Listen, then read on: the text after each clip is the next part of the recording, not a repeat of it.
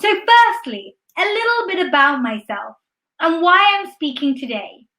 My name is Tanuvi Ethunandan. I'm a co-founder along with Erin Morris of Duopoly. Duopoly solved the issue of congestion and frustrations experienced by visitors by facilitating the sending of personalised incentives to explore venues. Before moving to Cornwall, I graduated from the University of Cambridge, having read economics, and then worked at Ernst & Young as a chartered accountant for 3 years in London. And that's where my love for data analysis came from. During my time co-founding Duopoly, I have been recognized by travel heavyweight Booking.com as a finalist for the 2020 Playmaker of the Year Awards. I have previously spoken at Travel Technology Europe, a leading industry trade show, as a panelist with the European Tourism Association. So what am I going to talk through today? How the landscape of tourism is changing. What could visitor numbers look like? How can businesses prepare for post-lockdown? And how can technology be used as part of the solution? And what is the long-term impact of COVID? This will then be followed by a Q&A from the live recording. So before we start, we, the whole team at Duopoly, want to show our support to all the tourism-related businesses that have been affected by the pandemic. We want to support visitor attractions, big or small, who need some advice to prepare for the recovery phase post-lockdown. So please contact our team on the email shown if you need any help or support during these difficult times. So this is an image I'm sure many of you are familiar with. The image of St. Ives in summer is what we're all used to during the peak season. Cornwall has consistently been voted one of Britain's top tourist destinations, and in 2014 attracted 4.5 million staying visitors and 14 million day visitors, generating £2.8 billion of turnover for the county's economy and supporting 55,000 jobs. Tourism is a driving force for the Cornish economy. But that's all very well. But what is the new normal looking like? Is it going to be empty beaches in the short run? Is it going to be crowded scenes, like a constant bank holiday in the medium term? And what will the long term, the next 3 to 5 years look? Will there be a permanent shift? So before we start talking about changes, it's important to understand the pre-pandemic customer behavior. So before COVID, in 2017, we knew that 91% of visitors visiting tourist attractions here in Cornwall were already staying in Cornwall during the holiday. 5% visited from their home in Cornwall, and 4%, the minority, visited for the day from a holiday base outside of Cornwall. It is interesting to look at the age profiles of high season versus low season, so spring-summer versus autumn-winter. In high season, the majority of visitors are over between 35 and 44, a third of them. Another third are over 55, with a fifth, so 20%, being children. This shows that families are a major driving force for the peak season tourism trade. In the low season, it's quite different, a different picture entirely, with 50% of visitors are over 55, less than a quarter are 35 to 44, with less than 10% being children, showing a different demographic visiting in the quieter periods. What's also interesting to note is that the largest proportion of visitors stay in self-catering accommodation, 39% in fact, with the average length of holiday stay being 6.4 nights in 2017. So what is happening now, right now, in the midst of the pandemic? Families that would usually be visiting Cornwall are in lockdown in their own homes. Tourist attractions are closed, generating no ticket revenue unless they have pre-booked tickets for later in the year. People are scared and uncertain about the unknown, and businesses are also unsure about when visitors will come back. So what can you be doing right now as a business?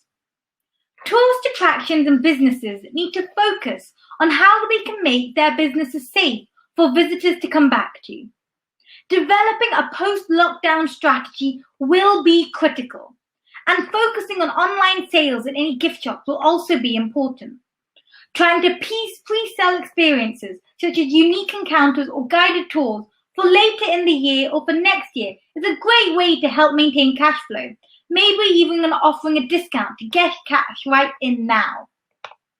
Also, I highly recommend that people take advantage of government support, with the furlough scheme now being extended until October to extend your cash runway. So I'm going to start a poll here, and it'll be interesting to hear what the audience is doing right now. So hopefully you can see on your screen 2 questions. What have you already implemented as a business? And are you concerned about your tech strategy post-lockdown? So please feel free to vote and click on the screen. And while that's happening, I'll just say a little bit about brands. So right now, businesses and branding will be judged by customers on how they respond to the pandemic. It is important to think about your actions as a business, and it will influence your audience in the future. So we're getting some votes in, that's great. Maybe a few more, especially on the second question. Are you concerned about your tech strategy post-lockdown? The numbers are rapidly changing, which is extremely interesting to see. So hopefully everyone's voted. I'll be closing it in about a few seconds. Great, so I'm going to share the results now. So that's really interesting to see that people are already looking at their strategy and focusing on online sales. And most people are already looking at government support, which is fantastic. And are people concerned? Yes, but it's interesting to see that many people are still planning for it and haven't actually implemented it. And right now is the best time to prepare, because we're not quite sure, will post-lockdown start in August, July, September? So we've got to be ready now, and it's a great time to use this time to prepare. Right now, businesses and brands will be judged by customers on how they respond to the pandemic. It is important to think how your actions as a business will influence your audience in the future. So what is going to happen? The trends predicted are that visitors more than ever will be cautious about flying abroad due to the close proximity of being in an aeroplane. If the UK follows suit to Asian countries like Malaysia or Singapore, or following the government's announcement, this is extremely likely. So where anyone entering the country has to take 2 weeks quarantine, either in a hotel or at home, many Brits will make the decision to swap their annual foreign holiday to a domestic holiday. So we're all aware what the top places for the UK holidays are, mainly being Cornwall, but along with others like the Lake District, Cotswolds, Devon and Norfolk, with the Southwest as a region seeing 23% of the £4.4 billion spend in domestic tourism in England per Visit Britain. This presents a great opportunity for Cornwall to position itself as a leading tourist destination in the UK and kickstart the tourism economy here in Cornwall. But what about the hospitality sector?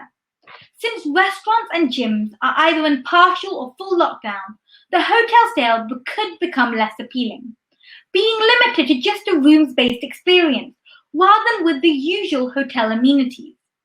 Self-catering holidays will become more popular than ever, and popular holiday parks and glamping sites have already been more than 80% booked for the end of the peak summer in August and September, according to The Guardian. So let's hear from a leading industry trade group, the Association of Leading Visitor Attractions, ALVA.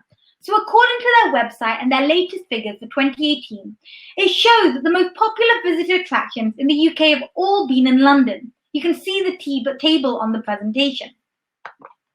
However, this is set to change post-lockdown.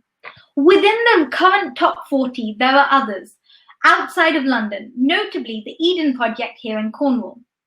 Due to the different stance and policy between England, Wales, Ireland and Scotland, with England pushing a stay alert message, while the others are keeping with a stay at home message, it is likely that English attractions will see the largest increase in visitors post-lockdown due to the earlier relaxation of policies. So what are forecasted visitor numbers going to look like? These figures have been forecasted by us at the Data Duopoly team, and they are based on the 4.5 million staying visitors Cornwall typically receives a year. So the grey line shows predictions of what typical staying visitor numbers could look like during each quarter of the year for Cornwall, pre-COVID. The blue line shows what could currently happen, post-COVID. So what are the key differences between pre- and post-COVID forecasts? Following the Prime Minister's announcement on Sunday, the hospitality industry is conditionally allowed to reopen in July. Therefore, until then, a huge drop in visitor numbers is forecast in the post-COVID trend line due to lockdown restrictions and uncertainty in the near future. The key difference between pre- and post-COVID forecasts is a large surge in booking during the usual quiet time post-August, being sustained till early 2021, in line with people's annual leave calendars. The largest peak on the blue line, the forecast given COVID, being in summer 2021, driven by many people deciding on sun at home in Cornwall rather than abroad following the COVID pandemic.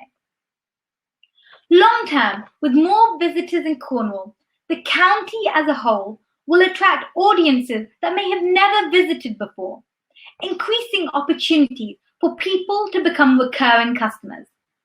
Previously, 89% of Cornwall's visitors have visited before, with around 45% visiting within the last 12 months of their last visit. Therefore, repeat customers are key for the Cornish tourism economy. It's really important that Cornwall positions itself as an ideal tourism hotspot so people will come back year after year to sustain the long-term growth. So what are visitor concerns right now?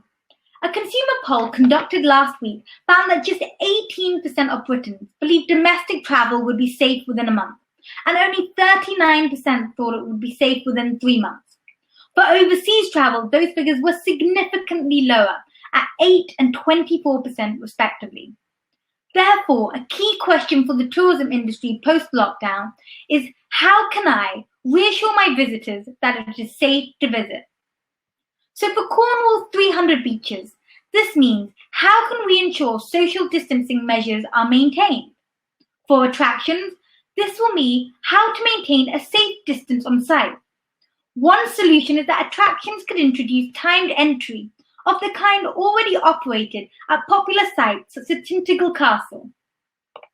For the hospitality sector, campsites.co.uk said the number of visitors to its website had picked up in the last fortnight, but booking and inquiry volumes are still 95% down on last year, with most people looking at August rather than anything sooner. So a key thing for Cornwall to think about is that the surge in visitor numbers post-COVID is unlikely, post-lockdown should I say, is unlikely to hit until August or just after. Therefore, businesses will need to think about how they can prepare for that time right now. So how will venues have to adapt, or what might they have to consider that they might have not considered before? Social distancing will be keen on reassuring the public that it is safe to visit. I'll talk a little later how tech can help here. Capacity of venues will need to be discussed. Will they need to be reduced? Monitoring of visitors may be necessary, and time slots of entry may be needed to be enforced. How will this be possible for venues? Will they need tickets with timestamps or digital tickets to help with stemming the entry flow? Cleaning regimes will need to be extended. How will this practically take place? Will you need specialist cleaners? Will there need to be a closure of exhibits during the day so cleaning can be taken intermittently throughout the working day? And people will likely travel by car instead of public transport. So think about car parking offer on site. And could this be used to limit visitor numbers on site? So tech solutions can give confidence to visitors. The primary aim will be to ensure visitors' confidence to visit attractions. One way is to use CCTV to monitor car parks, monitor how many people are due to come through the gates. Using CCTV in another way to monitor people on site. However, this typically requires specialist hardware, and there are privacy concerns to think about with images being recorded of people. And digital tickets could be used to help with entry times, with QR code scanning being one way. Visitors will need to be informed, so digital billboards or notifications to people's phones will help visitors make informed social distancing decisions. Contact tracing will be important to be able to let people know if they have been in contact with someone that has later tested positive. So how can venues gain visitors' confidence via contact tracing? And what is contact tracing to begin with? Tracking visitors on site in real time using GPS app-based technology is one way to achieve this. If any visitor later reports that they have COVID symptoms, they can let the venue know, so the venue can find out who they may have been in contact with and make an informed choice.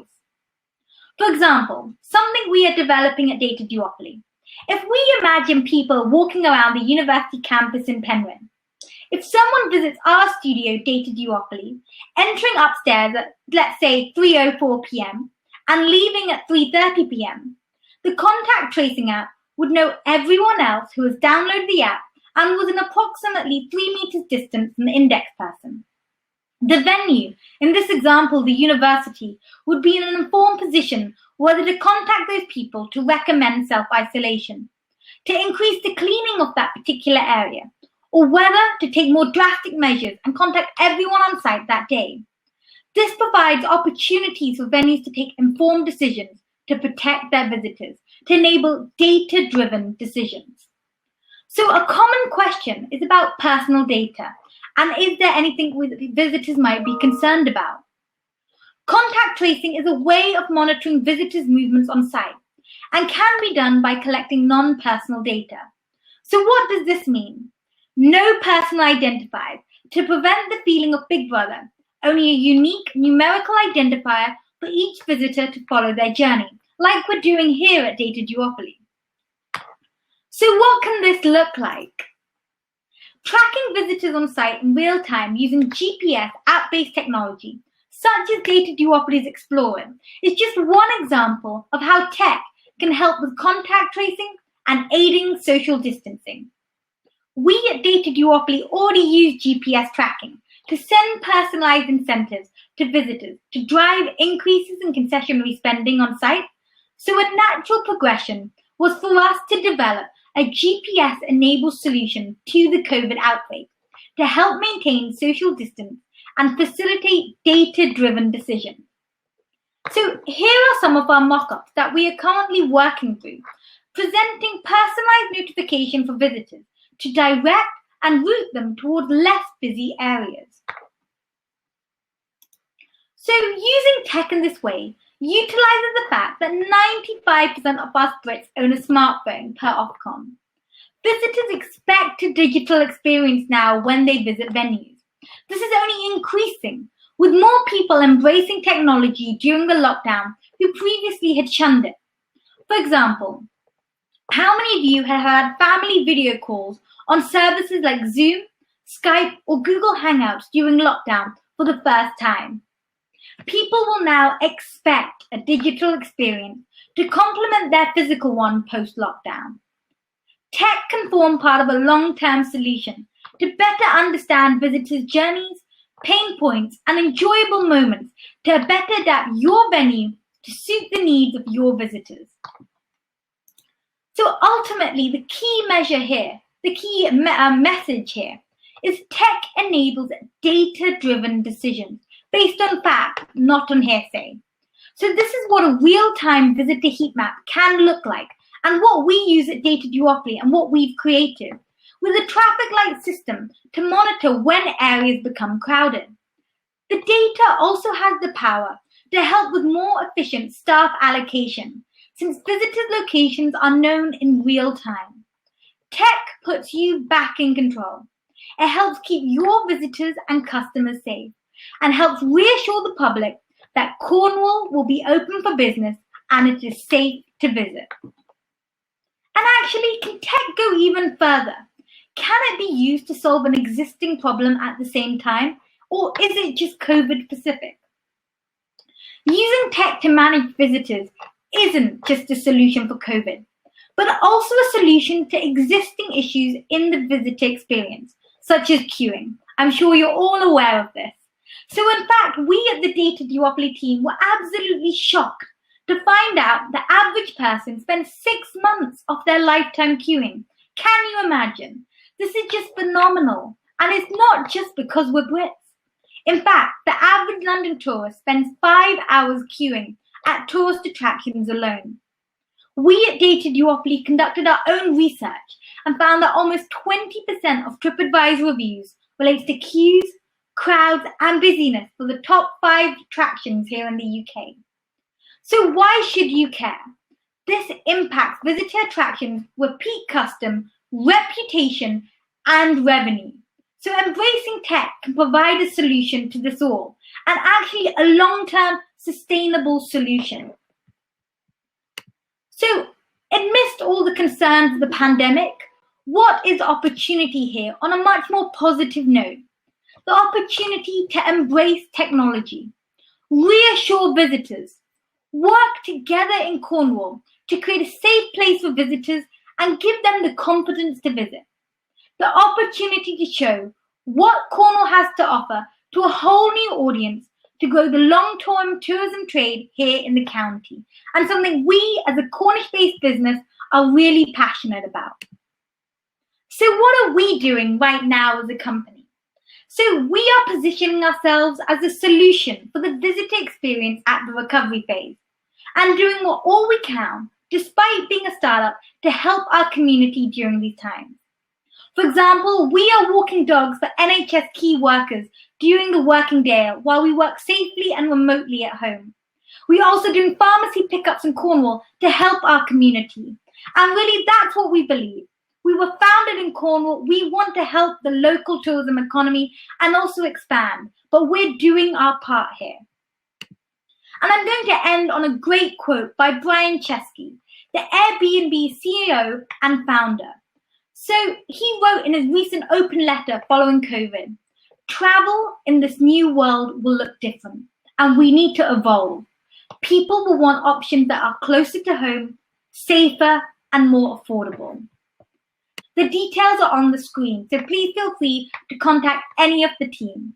And also please follow us on Twitter at Data Duopoly and on LinkedIn. I'm going to start with a question that came in before, which was, tell us a bit about how you founded the business and what it was set up to do, and has it or will it change due to coronavirus?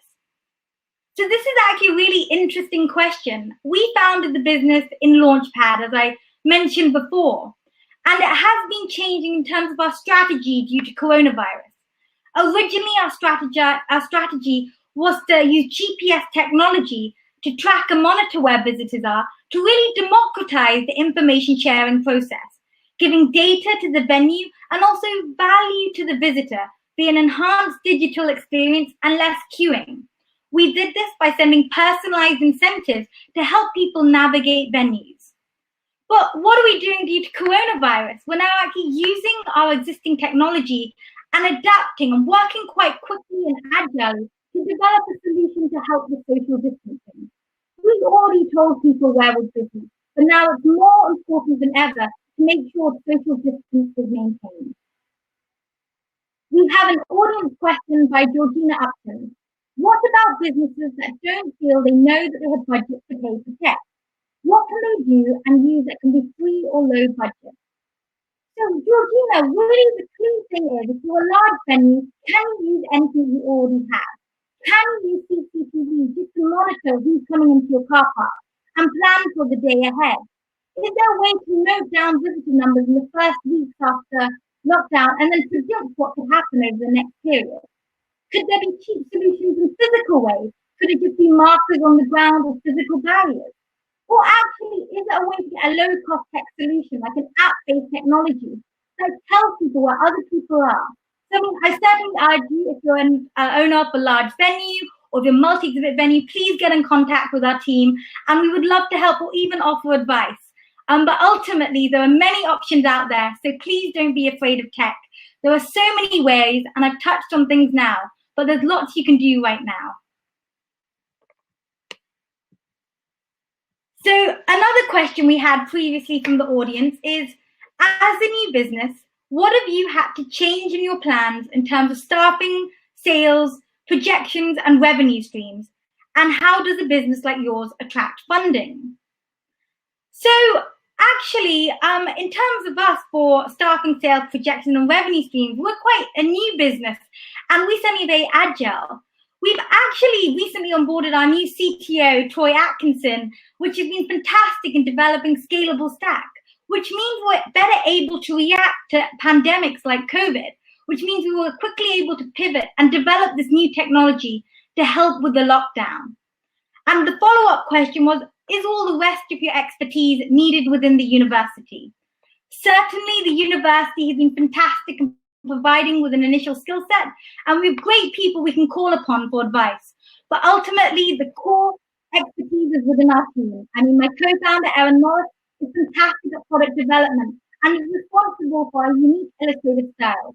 Our CTO, Troy, is responsible for our scalable stack and whoever to keep things quick and agile. Myself, as a chartered accountant and love for data analysis, I focus on the data analysis and AI integration.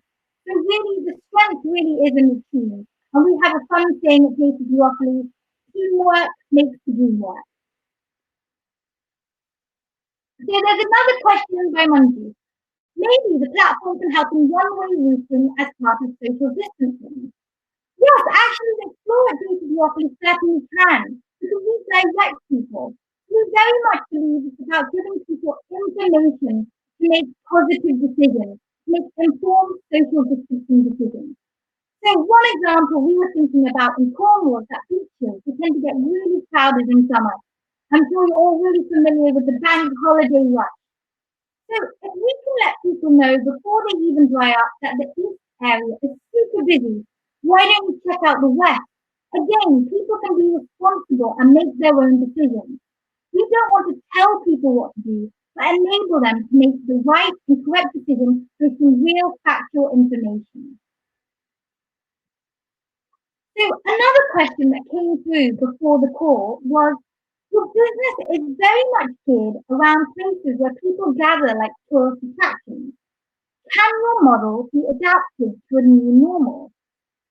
Certainly, yes, our business is geared around places where people gather, but it can be adapted to any large open public space. I used the example of beaches, it can be used in national parks, it can be used in theme parks, and really anywhere you might need to inform people where queues might be forming, where areas might be getting crowded. We can use GPS in an innovative new way to solve this. And in fact, we as a team spoke at the UK Space Agency last year, and we won the Pitch to the Primes competition presented by the astronaut Tim Peake for our innovative use of GPS technology. So we feel we have something unique and special, and that's certainly what we want to do, and we really want to help it benefit the tourism economy here in Cornwall, where we as a business are founded. So Keith Marshall has a question. Visitor number predictions look very upbeat for 2021. What is the basis for the increases? What is the likelihood that spend per visitor will also be a lot lower, as recession and less higher spending foreign tourists? So that's a really interesting point, Keith. So the reason why our predictions look quite upbeat for 2021 is that people have been confined for so long. I mean, we're entering our third month in lockdown, and people are feeling that they need to go out and explore.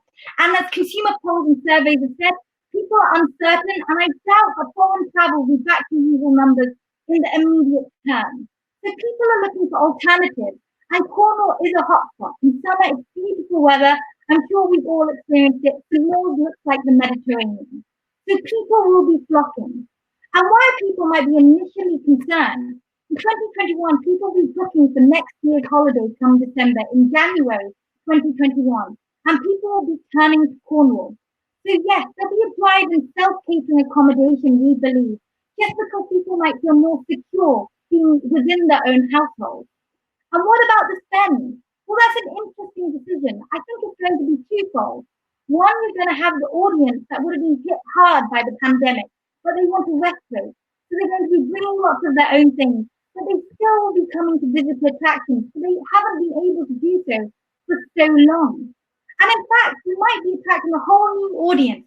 The people that used to go to foreign travel, spend at the Mandarin Oriental or Hilton, and coming down to Cornwall with much larger budgets to replace the annual foreign holiday with an annual domestic holiday. So therefore, those sorts of people might spend a lot more here in Cornwall, really benefiting the economy.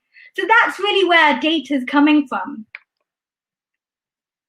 So Fiona, thank you for your question. Are you looking to work with any public health organizations around contact tracing? So Fiona, we certainly are looking for new opportunities. So for us, we really want to reassure the public it's safe to come out. And one thing we're quite concerned is that the pandemic has been affecting people's mental health, being cooped up inside. And what we don't want is people to be fearful when it's safe to go outside responsibly. And what we want to be able to do is let them make informed decisions. So if we can provide them information that an area might be less busy, why don't you busy in the afternoon when it's less busy, quieter, and you can better maintain social distance, they might get out and about, improving their mental health. So certainly we are looking to work with public health organizations. And in fact, if anyone on the call can help us connect, we'll be greatly appreciated. So Kim, oh bless, the audio is playing up. So how much does Data Duopoly charge? I think that's the question. So that's a really interesting one. So we are a startup and we are very agile and we're looking for low-cost pilots. And I really want to reiterate low cost. We are working our socks off to make this available to as many venues as possible. So we really urge people to contact us and let us know what your budget requirements are. I mean, it can range depending on the expected number of visitors, how large the venue is, but I'm saying this for certainty that this is a very low-cost option that will be available to as many people as possible. So please contact us with your specific requirements. So Philippa Mina, thank you for your question. How can this form of data for crowd control also be used to reassure local communities about receiving high volumes of tourists? So that's a really good point, Philippa. You know, the local community can be quite scared, and quite rightly so, that there could be an influx of tourists that could overload our already stretched hospital in Truro. So the key thing here is people can visit, but need to be responsible. But right now, there's no way for them to know where can they visit where it's less busy. So they're just going on hearsay. And if you were a visitor and you didn't know where to go, you might make ill-informed decisions. But by giving them the power to know where is busy, where is quiet, they can be tourists and act responsibly, therefore helping to maintain social distance and therefore not putting extra pressure here on our hospitals here in Cornwall. So yes, they can, this measure of crowd control certainly can be used to reassure local communities that actually, while tourists come here and they're beneficial for our economy, we want to help them manage their stay in a very responsible way. So one example I like to use is actually our Explore program could be used on the coastal parts. And in the seal pup season, letting people know in those key areas with an automatic notification, please do not approach them, as actually they don't want to get separated from their mother. Again, by sending personalised notification based on where people are, it makes a meaningful impact and can even share societal impact messages. So what's another thing? How can a venue or visitor attraction get in contact with us? Certainly, please do. The email's on our screen at the moment, info@dataduopoly.com. You can also visit our website to see what we've been up to at www.dataduopoly.com. We're active on Twitter and LinkedIn. And please feel free to contact myself on LinkedIn. Please feel free to contact one of my colleagues, Erin or Troy, and we will respond and work through whatever you might need, or if you just need some advice.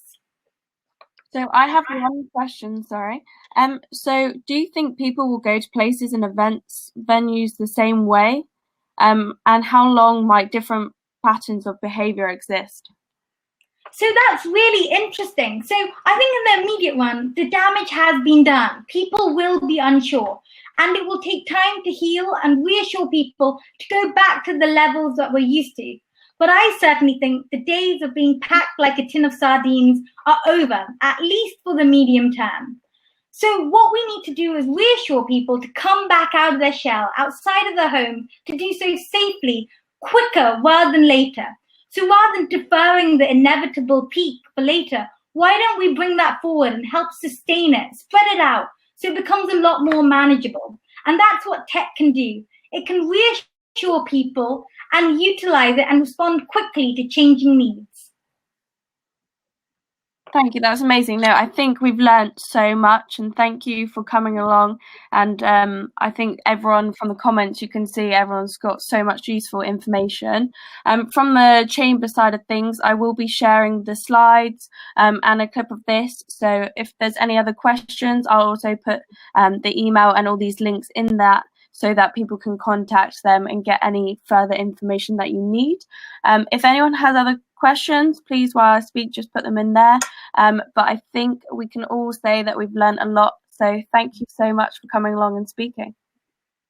Oh, that's great. Thank you very much. I just saw another question pop up from Kim, so I'll answer that before I go. While you have people's attention, what is the process of setup at Launchpad? So yes, if there are any budding entrepreneurs in the audience, Launchpad is an EU-funded incubator program. And as I mentioned, my co-founder, Erin, and myself, we didn't know each other before we joined the program. We joined with our relevant skill sets, and we were put together on industry challenges.